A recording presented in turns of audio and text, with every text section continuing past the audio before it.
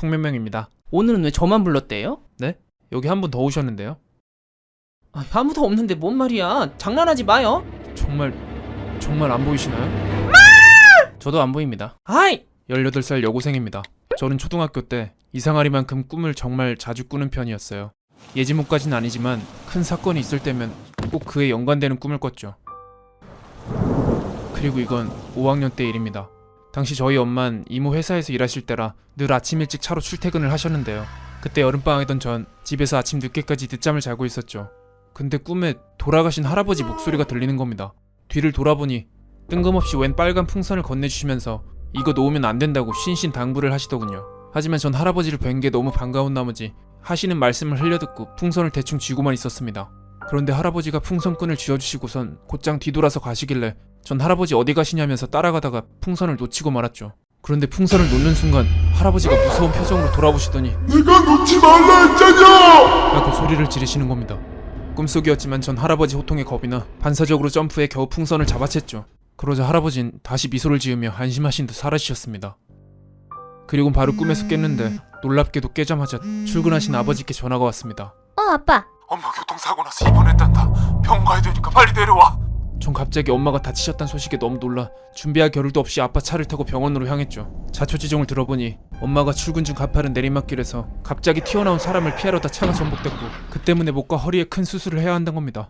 그 말에 전 엉엉 울면서 도착 후 곧장 병실로 뛰어갔는데 들어서는 순간 전 온몸이 얼어붙었습니다. 수술복 차림으로 누워 계신 어머니의 머리맡에 빨간 색깔 블라우스가 곱게 개어져 있었거든요.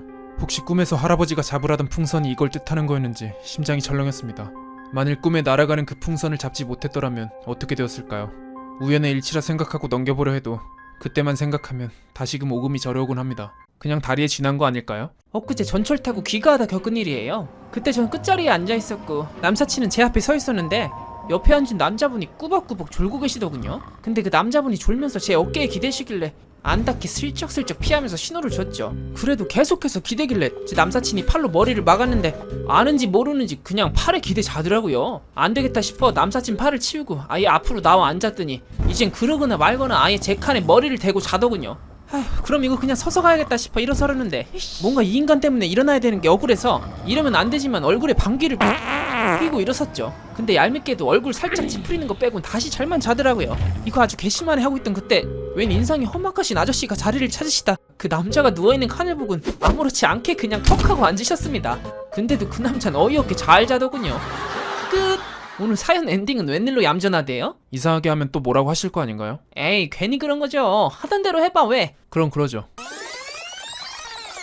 아저씨는 아무렇지 않게 그냥 턱 하고 앉으셨습니다. 근데 앉자마자 꿈틀꿈틀 거리시기에 뭔가 봤더니 아우 시원하다. 그 남자 얼굴로 등을 마사지하고 있으셨습니다. 웃긴 건 그 남자도 진동 안마기 마냥 머리를 흔들어 대고 있더군요. 얼마나 시원해 보이던지 아저씨 끝나고 저도 받았습니다. 이게 도대체 뭔 소리야? 그럼 오늘은 여기까지입니다.